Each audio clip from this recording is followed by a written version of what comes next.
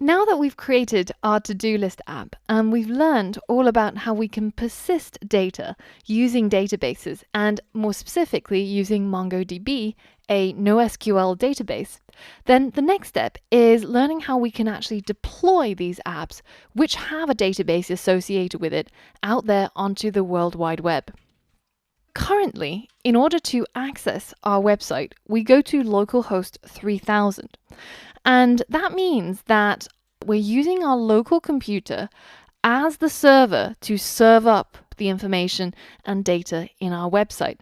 And that backend, of course, relies on Node.js. Now, in the last module, we also learned how to persist our data, to save it to a database using MongoDB. Now, the MongoDB database is also served up from our local computer. And the URLs that we use to access, be it our server or MongoDB, all have the word localhost in it.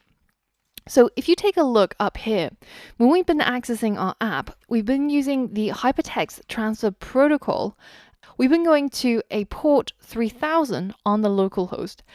And when we needed to access our database, we've been accessing it at port 27017, also on our localhost. Now, the part before the colon differ because here we're using the Hypertext Transfer Protocol, so a set of rules that govern how we transfer data across the internet to access web pages. But here we're using the MongoDB rules, which determines how you can access data in a MongoDB database. But essentially, everything is all hosted on the same laptop that we're using for development. And this is great for testing while you're developing your apps, but currently nobody other than ourselves can actually access our website, which kind of defeats the purpose of it being a website, right? If it's just made for us. So what can we do?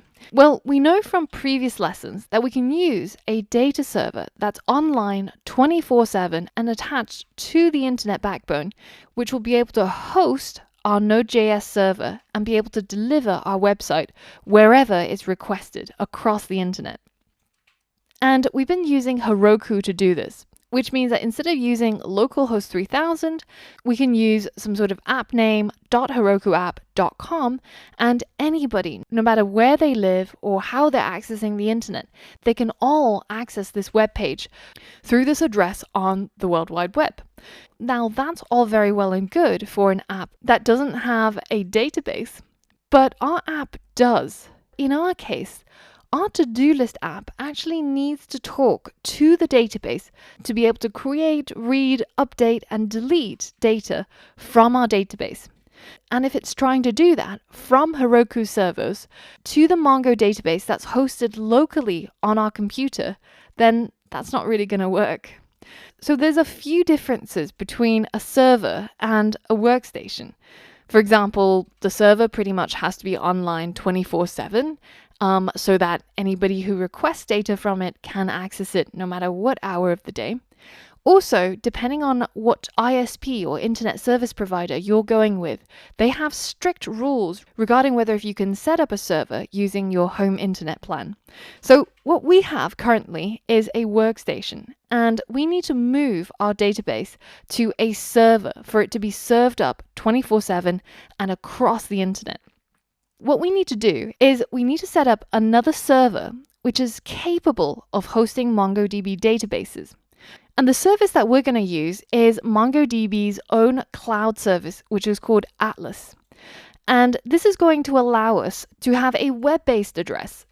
MongoDB Atlas is going to host our database and serve up the data whenever it's needed. So that means that our Node.js app on Heroku will be able to make the necessary requests to our database that's hosted on the MongoDB Atlas cloud service, and we'll be able to delete or update and be able to get data back from that database. And that will all happen behind the scenes. Any users who need to access your website will be going through your app.herokuapp.com, and then your backend will liaise with MongoDB Atlas in order to talk to the database. So we no longer have any need for hosting our server or our database locally, and that frees up our app and liberates it and puts it onto the internet so that anybody can access it.